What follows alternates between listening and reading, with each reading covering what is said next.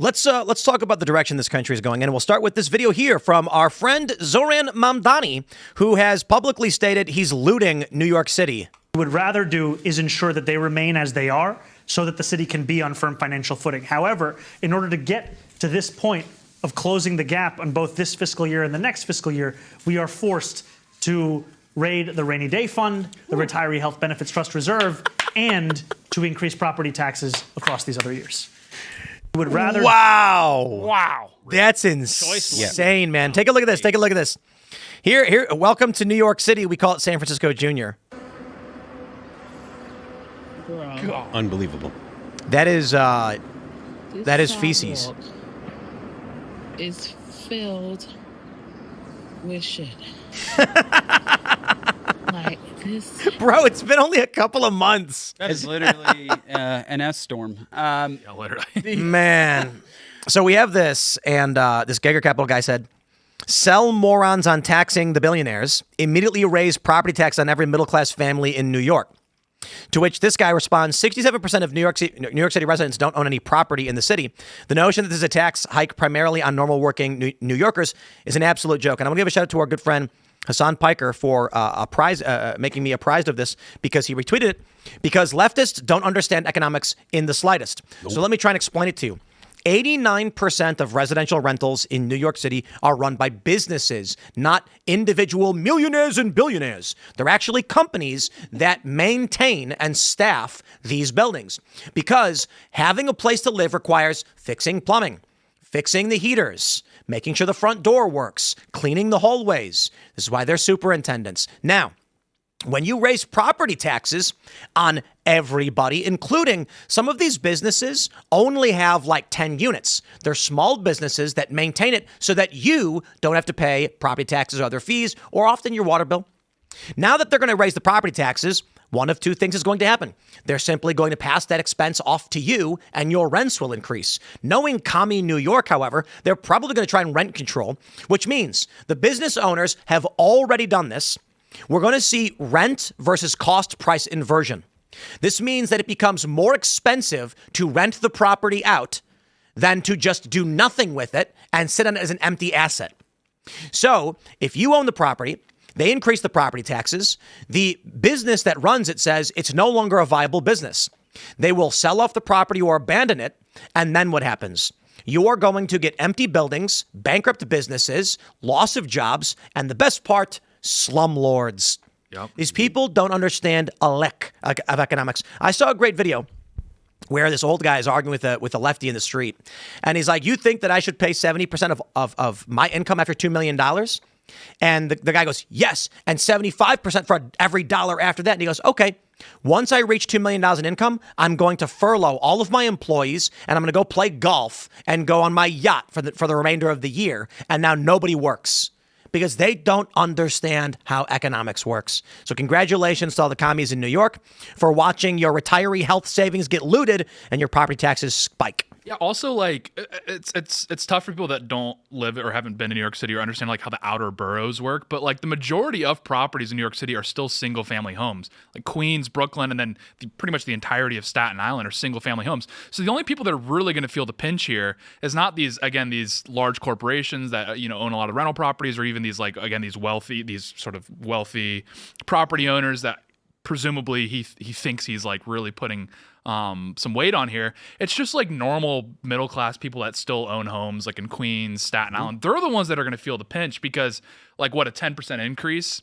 if you again have millions of dollars in the bank, that doesn't really impact you as much. But if you're like literally just trying to survive on your mortgage payments in Queens, you're cooked. It's over for you. So they're gonna have to sell their homes. Again, no one's gonna want to buy these single family homes. Again, like families, this is gonna go to businesses. Businesses are gonna buy up the majority of the single, and then they're gonna turn them into rental properties. So all this is ensuring is that you're eliminating home ownership in New York City, because there's still a ton of single family homes in New York City. He's a communist, so he thinks the property's theft anyways. So I mean, it's just all it is like it's a consolidation move. It just ensures that there's more businesses owning property. Exactly what happens with communists all the time. Not business. They canoe out the middle class. It ensures It's there's the more rental government. property. Yeah, the government's going to own them. Ultimately, that's the objective. Well, as soon as they because what happens is zoning laws too. So what happens right now is property taxes go up.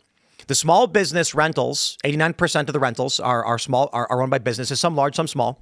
They say, okay, it is now too expensive to run this, and they legally won't let me increase rent.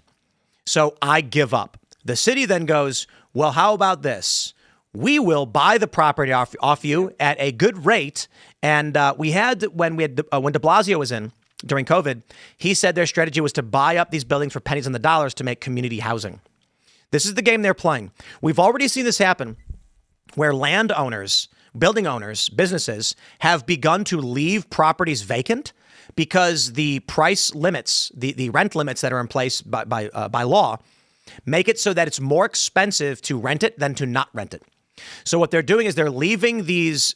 There's one video where the guy basically says, it's going to cost us $20,000 to fix this apartment up after the previous tenant damaged it.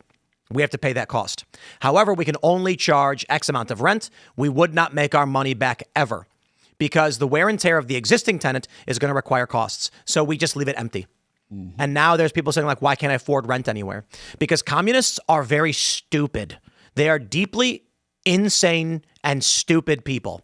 And when you vote for things like communism, you are voting for stupidity.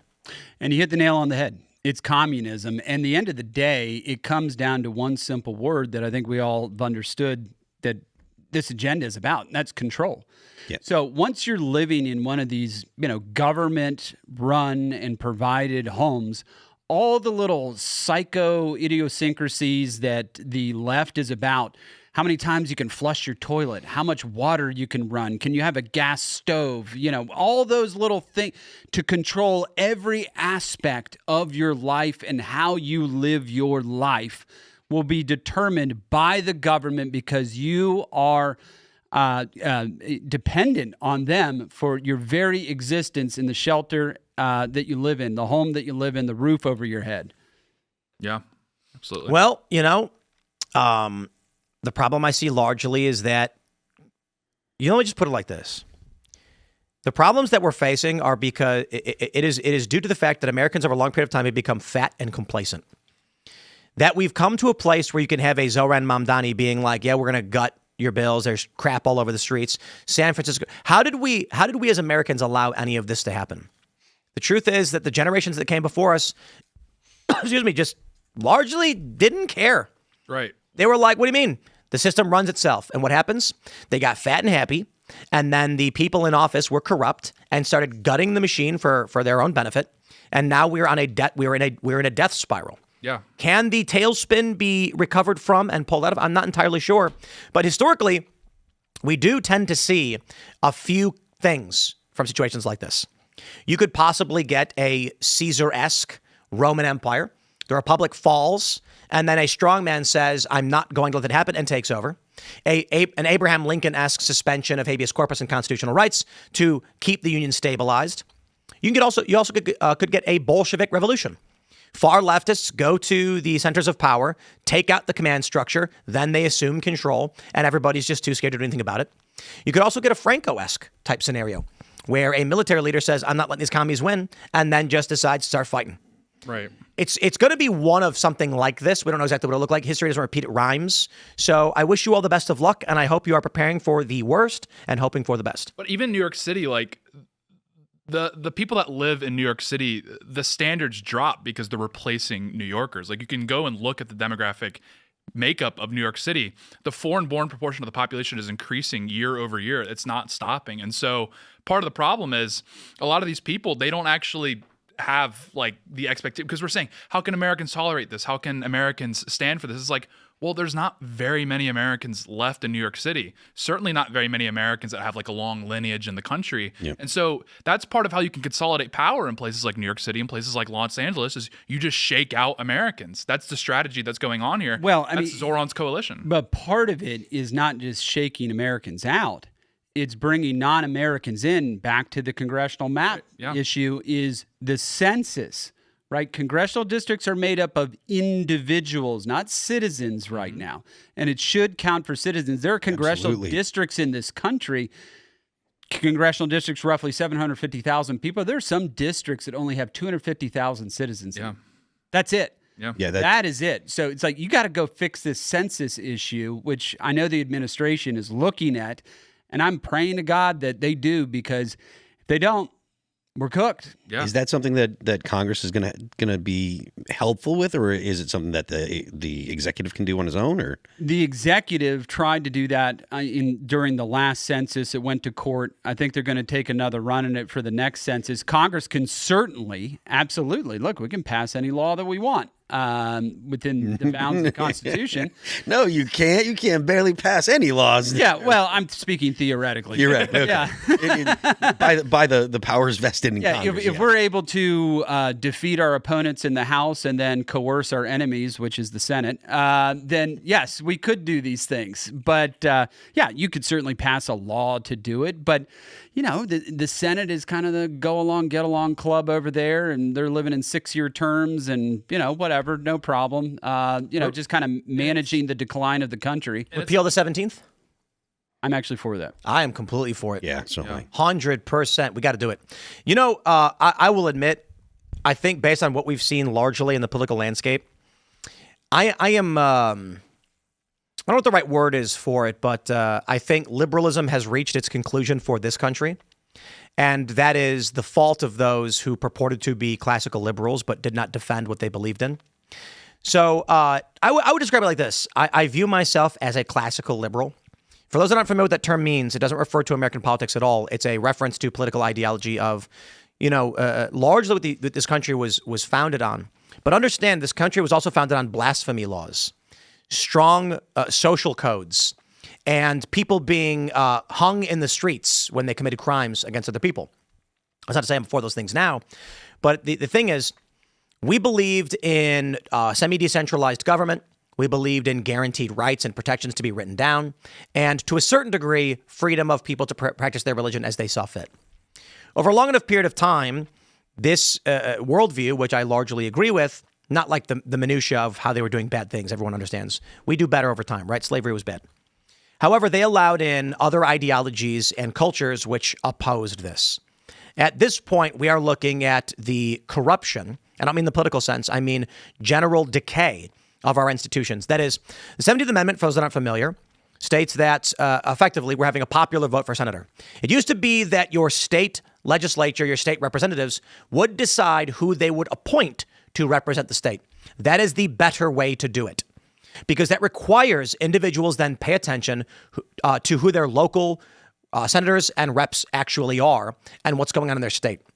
With the creation or the ratification of the 17th Amendment, now nobody even knows who's running their own local jurisdictions or districts and or towns or whatever. And you get these members of Congress that are like, vote for me and I'll clean up our town.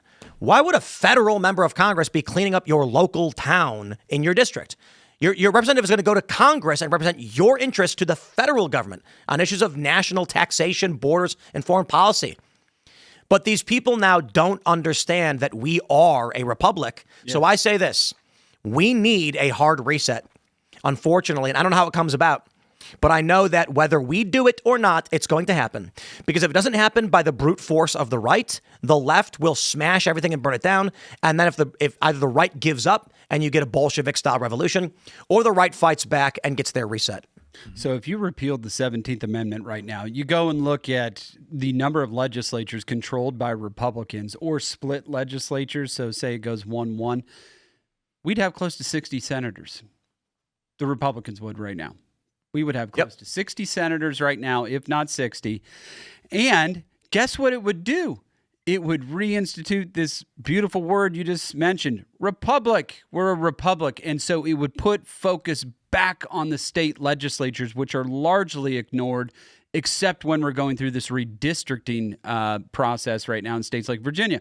So people should be paying attention to what your elected officials doing in your state legislature. They have a lot more impact on your day-to-day than a U.S. senator does. Yeah, literally. It's crazy, like, the retconning that people do with the founders, like there were these wholesome Chungus, like democracy advocates and everything. They were all fat. Brutal American. I know, it's great. I'm like, dude, like it was a law in every state where like you couldn't hold elected office unless you were a Protestant. Like they were like very, they kept things very tight back then. Freedom of religion to be Protestant. Yeah, they'd be like, "Whoa, you're a Baptist? All right, we'll let you in, but that's a little crazy." And then like nowadays, it's like There were a few exceptions, like Virginia and Maryland, because of the Catholic population.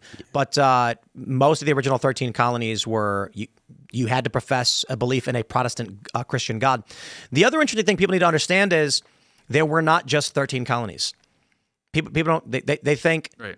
that Britain established 13 colonies. No. Canada was British too and still is. Mm-hmm. And when the original colonies went to Quebec and they were like, hey, you should join us, they were like, no. And so then the War of 1812, we were like, we're going to go take it. And then we went to go take Montreal and we basically got it. And the British burned down the White House and we were like, crap.